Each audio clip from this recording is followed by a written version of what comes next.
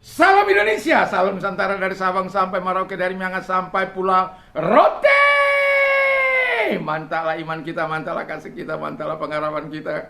Tentunya dalam Yesus Kristus yang menjadi Tuhan dan Juru Selamat kita dan Juru Selamat dunia. Jangan katakan bahwa Yesus bukan Tuhan, jangan katakan pula bahwa Yesus bukan Juru Selamat. Dia adalah Tuhan, dia adalah Juru Selamat. Kalau engkau percaya, engkau diselamatkan. Engkau tidak percaya, engkau akan dihukum. Dan Yesus sudah berkata, akulah jalan dan kebenaran dan hidup, tiada seorang sampai kepada Allah kalau tidak melalui aku. Kalau orang lain katakan bagaimana dia menjadi Tuhan, bagaimana menjadi Juru Selamat, sedangkan jadi Tuhan aja tahun 325, mereka tidak mengerti firman Allah. Dan saya mau katakan, kalau ada orang sampai mengaku Yesus adalah Tuhan, itu karena Roh Kudus sudah masuk dalam dirinya. Tapi kalau orang belum bisa mengaku Yesus adalah Tuhan karena Roh Kudus tidak ada dalam dirinya, jadi gampang saja kata Alkitab. Jadi nggak usah sewot dengan perbuatan-perbuatan mereka, ya. Mengapa mereka menghujat Yesus? Karena mereka tidak mengenal Bapa maupun Anak dan tidak memiliki Roh Kudus. Gampang kan? Jadi ya, saya mengucapkan selamat malam bagi kita. Semoga kekuatan Tuhan, kekuatan firman, kekuatan Roh Kudus menyertai hidup kita, sehingga kita tetap berada dalam kebenaran Tuhan. Dan bila kita beristirahat malam ini, kita tetap dalam lindungan dan pemeliharaan Tuhan. Dan biarlah kita rilekskan hati kita. Kita juga suka untuk mencintai firman Allah, sebagaimana tadi pagi saya katakan, cintai firman Allah. Dan berdoalah sebelum Anda tidur. Puji nama Tuhan. Dan saya akan membaca, sebelumnya kita berdoa. Terima kasih, kami tidak akan meninggalkan iman kami kepadamu Tuhan, dalam arti meninggalkan kepercayaan kami oleh karena sesuatu yang tidak menyenangkan. Tapi kami akan terus percaya kepada Tuhan Yesus di dalam hidup ini, dalam nama selalu ya. Amin. Saya akan membaca di dalam Ibrani 10 ayat yang ke-34 35. Demikian bunyi firman Allah. Memang kamu telah turut mengambil bagian dalam penderitaan orang-orang hukuman, dan ketika harta kamu dirampas, kamu menerima hal itu dengan sukacita, sebab kamu tahu bahwa kamu memiliki harta yang lebih baik dan yang lebih menetap sifatnya. Sebab itu janganlah kamu lepaskan kepercayaanmu, karena besar upah yang menanti kamu. Haleluya. Jadi dalam kehidupan kita sebagai orang percaya dikatakan, dan tema kita adalah jangan melepaskan keyakinanmu. Saya sudah melihat orang-orang yang melepaskan keyakinan mereka oleh karena penderitaan yang mereka alami, oleh karena situasi kehidupan, karena ekonomi dan lain sebagainya. Dan saya sudah melihat ada banyak orang berpindah. Tetapi saya mau katakan kepada kita bahwa ketika mereka melakukan itu, mereka telah meninggalkan sumber air hidup. Dan itu urusannya dengan Tuhan, bukan urusan saya, bukan urusan orang percaya, tetapi urusannya dengan Tuhan. Karena Alkitab katakan orang yang meninggalkan Tuhan akan binasa, akan kehilangan kebaikan-kebaikan rahmat dari Tuhan Yesus Kristus, dan rahmat dari Allah Bapa, dari Roh Kudus dalam kehidupannya. Itu sebabnya Alkitab walaupun walaupun dalam situasi penderitaan yang kita alami, ya, kita tidak boleh, walaupun sampai dianiaya, bahkan diancam. Seperti saya diancam, pedang di leher saya pada peristiwa 171. Paginya pisau di perut saya untuk saya melihat, karena semua sudah habis di pagi hari.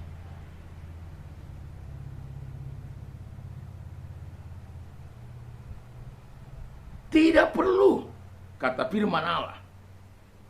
Dan jangan pernah melepaskan keyakinan kita oleh karena persoalan-persoalan sesaat itu. Dan belajarlah dari gereja mula-mula. Saya melihat bagaimana kejamnya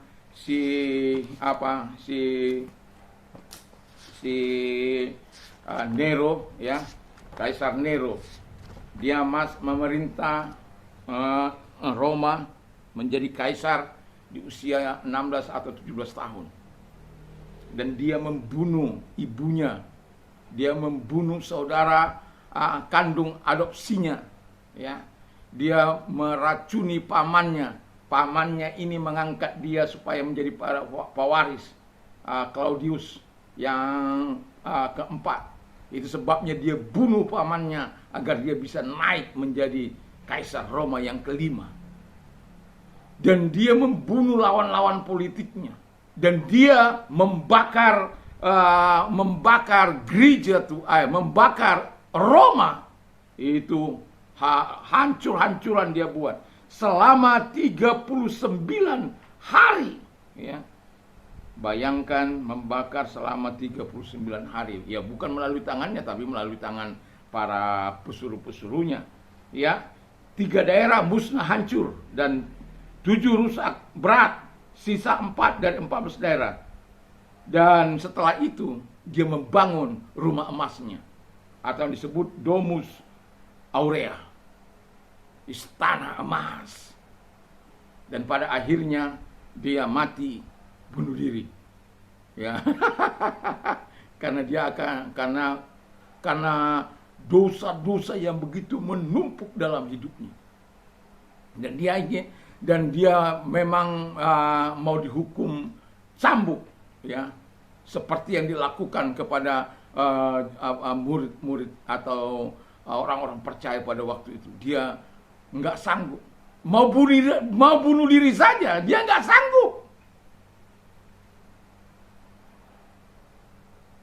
sanggup, dia pengecut. 14 tahun dia memerintah. Ada seorang mengatakan, pemerintahanmu tidak akan sampai 15 tahun. Seorang ahli perdukunan pada waktu itu yang dia sakiti. Tetapi saya mau katakan kepada kita, begitu kejamnya manusia ini, begitu jahatnya manusia ini. Tetapi saya mau katakan, sekalipun para murid-murid atau termasuk itu Rasul Petrus yang disalibkan, termasuk itu Paulus yang dipenggal kepalanya menurut tradisi oleh kaisar ini. Kalau Yesus Rasul Petrus itu dihukum salib di Bukit Patika. Yang mau saya katakan kepada kita adalah, tidak boleh karena penderitaan itu atau aniaya kita melepaskan iman kita. Apalagi kan hanya makanan minuman. Terlalu kecil. Saya pernah dalam dialog sebuah agama, saya berkata begini, kalau iman kita itu iman yang mutlak, maka kita akan apapun dikasih, termasuk pesawat pun, kita tidak akan pernah berbuat apa yang melakukan. Kita tidak akan pernah berbuat apa yang tidak menyenangkan hati Tuhan. Jangankan itu, saya sudah pernah mendapat tawaran bahwa saya akan dibangunkan tempat dan kemudian diberikan dana, berikan kendaraan. Lalu kemudian dia kata, asal saja saya menuruti keinginannya. Padahal itu bukan hanya perbedaan penyebutan nama Allah saja. Saya tidak mau. Saya dibawa ke Jakarta selama 7 hari. Saya makan, tidur, menikmati segala hal yang baik-baik yang diberikannya. Dan kemudian di hari yang ke-7 dia bilang, bagaimana? Sudah siap? Saya bilang, kalau mau menolong saya, tolonglah. Tapi kalau tidak, mohon maaf. Ya tetap kami baik, tetap bersahabat.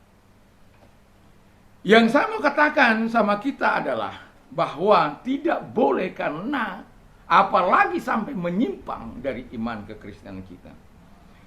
Lalu kemudian yang mau saya katakan adalah, ini karena saya sedikit tadi membuka yang lain, saya ingin membuka. Jadi karena apa? Yang pertama, Alkitab katakan yang kita baca tadi, bahwa kita mempunyai hal yang lebih baik Ya, ingat itu. Apa itu hal yang lebih baik? Hal yang lebih baik itu Yesus, hidup yang kekal, yang tidak pernah binasa, yang tidak akan dapat cemar, yang tidak dapat layu, dan yang tersimpan bagimu di dalam kerajaan surga, sebagaimana 1 Petrus 1 ayat 4. Wow, mantap kan? Jadi jangan melepaskan, karena ada yang lebih baik yang kita miliki. Hanya sekedar makanan, minum, penderitaan yang sementara itu nggak perlulah. Ya, kalau engkau bertahan, kata firman Allah. Yang kedua adalah ada upah yang besar.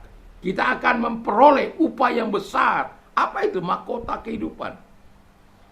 Dalam Yakobus 1 ayat 12, berbahagialah orang yang bertahan dalam pencobaan. Sebab apabila ia sudah tahan uji, ia akan menerima mahkota kehidupan yang dijanjikan Allah kepada barang siapa yang mengikuti Dia. Saya mencoba membaca satu ayat dulu dalam Matius 5 ayat yang Matius 5 ayat yang ke-10 dari firman Allah. Saya akan bacakan. Berbahagialah orang yang dianiaya oleh sebab kebenaran, karena merekalah yang empunya kerajaan sorga. Haleluya. Jadi ada upahnya. Kalau kita lepaskan, kita menderita. Kita dipermalukan.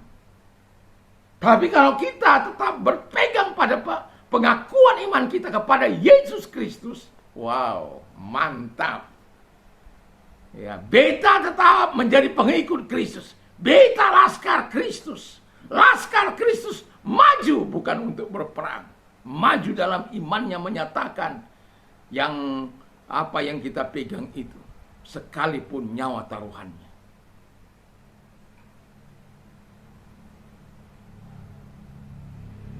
Saya pernah berkata dalam sebuah kesulitan yang sangat panjang. Kita ingat teror yang begitu luar biasa. Saya katakan, demi nama Yesus, saya rela mati. Salah seorang pejabat mengatakan, jangan terlalu angkuh dan sombong. Saya tidak terlalu angkuh dan sombong. Tapi demi nama itu, demi nama Yesus itu, saya rela. Kenapa? Saya nggak berbuat jahat. Saya beribadah. Saya tidak melakukan kejahatan. Itu pub-pub, tempat-tempat biliar, tempat-tempat pelacuran, tempat-tempat apa lagi itu? Minuman-minuman keras, dibiarkan. Tempat sabung ayam, dibiarkan. Loh, aneh. Saya bilang, kita yang melakukan kebenaran hanya karena kita berbeda, kok dipersekusi. Itu tidak adil. Tapi kita harus mengatakan iman kita. Kenapa? Ada mahkota yang tersedia bagi kita, mahkota kehidupan dan sorga yang mulia. Yang ketiga, kata firman Allah yang terakhir, yang ketiga, hidup yang kekal. Jadi kalau kita bertahan sampai tidak melepaskan iman kita, keyakinan kita kepada Yesus, kita akan memiliki hidup yang kekal. Wahyu 3 ayat 21 berkata, barang siapa menang. Jadi barang siapa menang, bukan barang siapa lepas, bukan barang siapa kalah, tapi barang siapa menang, ia akan kududukan bersama-sama dengan aku di atas tahtaku, sebagaimana aku telah menang. Yesus itu sudah menang, ya.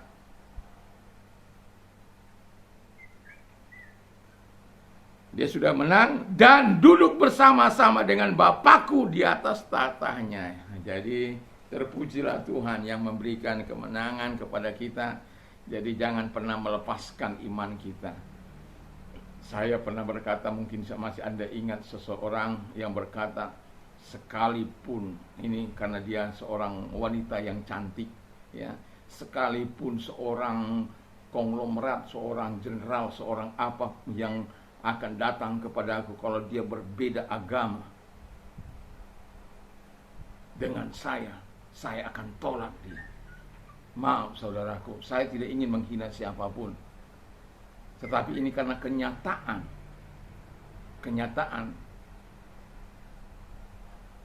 Dia bukan menikah dengan seorang jenderal, dia bukan menikah dengan seorang direktur, dia bukan menikah dengan seorang konglomerat. Kalau boleh saya katakan konglomerat. Karena dia hanya menikah dengan seorang penguasa kayu somil di Kalimantan. Saya mencoba untuk menemuinya tetapi tidak pernah bertemu. Karena saya ingin mengembalikan, nggak pernah ketemu. Tapi saya mau katakan bahwa itu urusannya. Kita tidak pernah mau apapun urusan seorang. Tetapi saya mau katakan sebagai orang percaya, iman kita itu sangat berharga. Engkau sangat berharga di hadapan Tuhan. Karena engkau sangat berharga, itu sebabnya dia rela turun dari surga, datang ke bumi ini untuk menebus saya dan saudara dari segala dosa dan kejahatan, dan membenarkan saudara untuk hidup dalam kebenaran Tuhan, dan membebaskan kita dari segala kejahatan dan dosa, menyucikan kita supaya apa? Kita diterima kembali masuk dalam kerajaannya. Dan kemudian dia kembali, kata firman Allah. Nanti ada satu sesi akan saya bawakan bagaimana, atau beberapa ke depan ya, bagaimana seseorang yang berada dalam masa yang kecewa itu, kemudian dia mengambil keputusan untuk terus bersama dengan Yesus, dan dia akan menikmati apa yang dikatakan oleh Tuhan, surganya. Dan itu sebabnya saya katakan surga bukanlah sebagai impian bagi orang percaya, tapi itu menjadi hal yang nyata kelak. Kalau kita mati, kata firman Allah, memang kita tidak langsung ke surga, kata firman Allah, tapi kita berada dalam firdausnya Tuhan. Sampai kita nanti berada ke sana, ya, puji Tuhan. Dan saya mau katakan kepada kita, jangan pernah meninggalkan iman itu. Jangan pernah melepaskan keyakinan imanmu dari Tuhan Yesus Kristus. Mari kita tunduk kepada kita berdoa. Terima kasih Tuhan, kami tidak akan melepaskan keyakinan iman kami apapun harga yang harus kami bayar. Terima kasih, kami sungguh bersyukur kepada Tuhan. Kalau engkau sakit, saya mau berdoa bagimu, apapun sakit penyakitmu, percayalah bahwa Tuhan mampu menyembuhkan engkau. Dan dia tidak akan pernah mengecewakan orang-orang percaya. Imani dalam nama Yesus segala sakit penyakit yang mereka derita, apapun sakit penyakitnya. Kami hanya melakukan bagianmu, selanjutnya engkau melakukan bagian. Karena Tuhan berkata, usir setan-setan, lenyapkan segala sakit penyakit dalam nama Yesus. Kami mengusir setan-setan dan melenyapkan segala sakit penyakit dalam kehidupan mereka. Dalam nas keluar. Dan oleh bilur-bilur daripada Tuhan Yesus engkau sembuh. Dan kami juga berdoa kepada mereka-mereka yang memiliki masalah, kesulitan, penderitaan. Tuhan, Kau yang berkata kalau mereka datang, Kau akan puaskan mereka. Kalau mereka orang-orang yang sedang mengalami seperti Ayub, karena mereka mengasihi Tuhan, mengenal namamu, maka ketika mereka berdoa engkau menjawab. Kalaupun belum, Tuhan sama seperti engkau menyertai Ayub, dan kemudian setelah 13 tahun engkau melepaskan dan mengembalikan apa yang bahkan 2 kali lipat dari apa yang dimiliki dari sebelumnya. Dan itu sebabnya kalau engkau orang yang sedang mengalami masa-masa sulit itu, jangan lepaskan Tuhan, teruslah bersandar pada Tuhan. Pasti dia datang untuk melepaskan. Dalam nama Tuhan Yesus, kalau engkau orangnya, angkat kedua belah tangan, kita berdoa. Terima kasih, biarlah tangan-tangan yang diangkat kepadamu, dan Tuhan menolong mereka agar mereka melakukan yang terbaik dalam hidup mereka. Dan mereka menyerahkan diri kepadamu, dan Kau menolong mereka. Karena Engkau yang sudah berkata bahwa Engkau mampu memberikan kebutuhan, menjawab kebutuhan mereka, dan menjawab apapun menjadi kebutuhan mereka dalam nama Yesus. Terima kasih Bapa di surga, dan Engkau menolong mereka, memberikan jawaban sesudah kebutuhan mereka, dan namamu dipuji dan dipermuliakan. Terima kasih, kami sungguh bersyukur, kami berterima kasih karena pertolonganmu kepada mereka, karena kasihmu kepada mereka. Di dalam nama Yesus kami berdoa. Haleluya, amin. Selamat malam, selamat kita istirahat. Kiranya Tuhan Yesus memberkati kita. Mantap, mantap, mantap.